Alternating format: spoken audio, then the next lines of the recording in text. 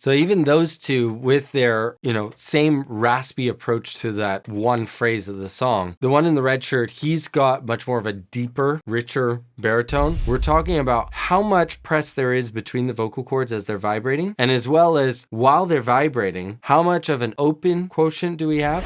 Run, run, lost boy, they say to me. Hey everyone, Adam Mishan here, singer, songwriter, and vocal coach, and today I'm going to be reacting to TXT Love Song live on Cool FM. Let's check it out. Okay, here we go.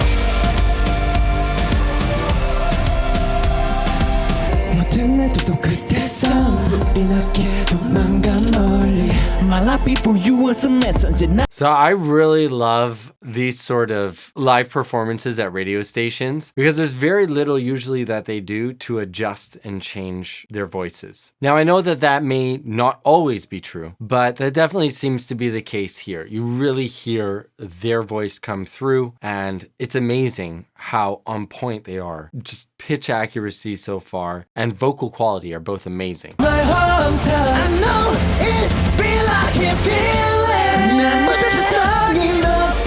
Wow. So there's a lot of moving parts here. Backup vocals, different vocalists taking over different parts of the song. So I'm kind of watching it all ping pong here as it goes from vocalist to vocalist. And it's also interesting to see how each one of them approaches their voice very differently. Some of them are very relaxed, very easy, just kind of letting things flow. And some of them are much more intense and use a lot more support in their sound. Support, by that I mean using your abdominals to squeeze the air out. And for those of you who are watching this and are just really interested in hearing a vocal breakdown and total beginners to singing, I invite you to check out my beginner singing course. This course is specifically tailored to people that don't want to be professional singers. They just want to, in the quickest amount of time, get singing comfortably and confidently. To be able to sing for worship, to be able to sing around the campfire, or even just be able to sing comfortably and confidently for themselves. So check out that link down below. Use me like a drum. I know I love you. Say you love me, say you love me. Wait, hold on, just who's saying that I know? Use me like a drum. I know I love you. Say you love me. Did anybody sing that I know I love you, or is that the backing track then? Like a drum. I know I love you. Say you love me. Okay, so actually, maybe that I know I love you is actually not sung by anybody. It was actually the backing track. There does seem actually to be a bit of a track here going on in the background.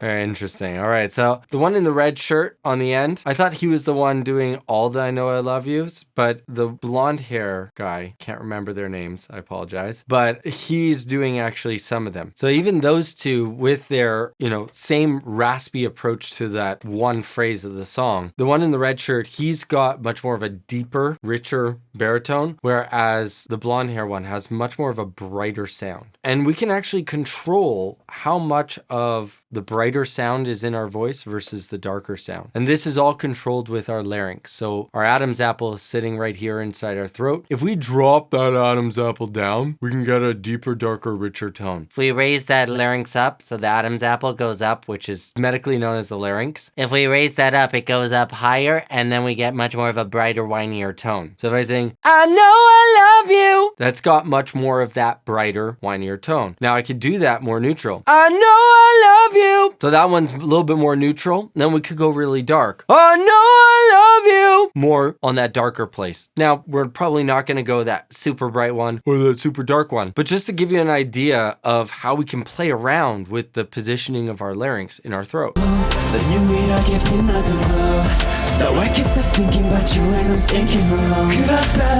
Now, so they're using much more of a breathy, easy tone. So it's totally opposite from the I know I love you. It's got that da da da da da da da da ba da da da da da da da. All of that is very focused on allowing tons of air to flow through the vocal cords. And what we call this is chord closure. Now, the vocal cords are always closing. Whether you've got the ah or vocal cords are closing. It's when we talk about degrees of chord closure, we're talking about how much press there is between the vocal cords as they're vibrating, and as well as while they're vibrating, how much of an open quotient do we have? So how much of the ratio of each vibration is open versus how much is closed.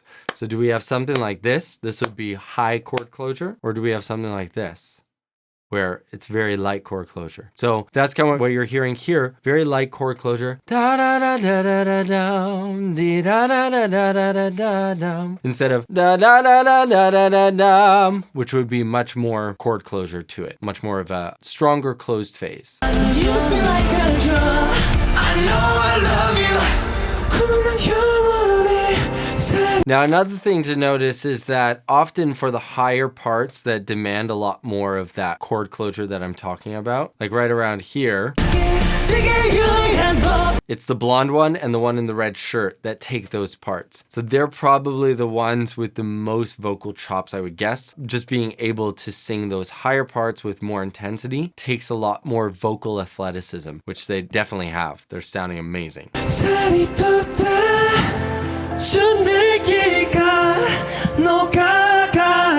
Oh, okay. Actually, he's doing a little bit of mixed singing right there. So that da da da da da, that part's got much more chord closure to it. It's not da da da da da. It's not that light, easy sort of approach. So actually, I take that back. And he's going much more into the one in the brown jacket. He's going much more full there. So I take it back. They've all got chops, man.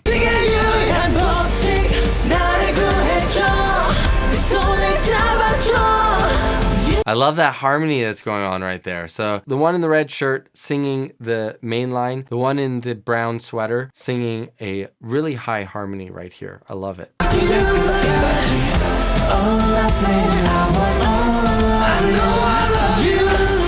So definitely some parts have backing track help here. So I said that they're usually completely live in these radio station performances. Not totally true. We've got aspects that are, I mean, I think nowadays that's pretty much expected that you're going to have a backing track with all the highly affected. So like anything that took a lot of effects in the studio will probably be in the backing track. And it's just accepted that that is the new live. Like that is how you do it live.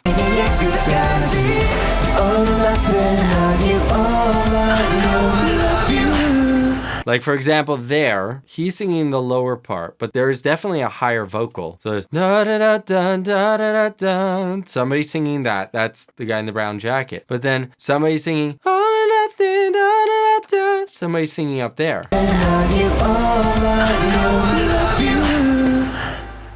Yeah. But there's nobody actually up to the mic singing that. So you know that's definitely the backing track. Now with all that said, I thought that was an incredible performance. Hope you guys liked it too. If you liked this video, then please check out this one. You're gonna like it too.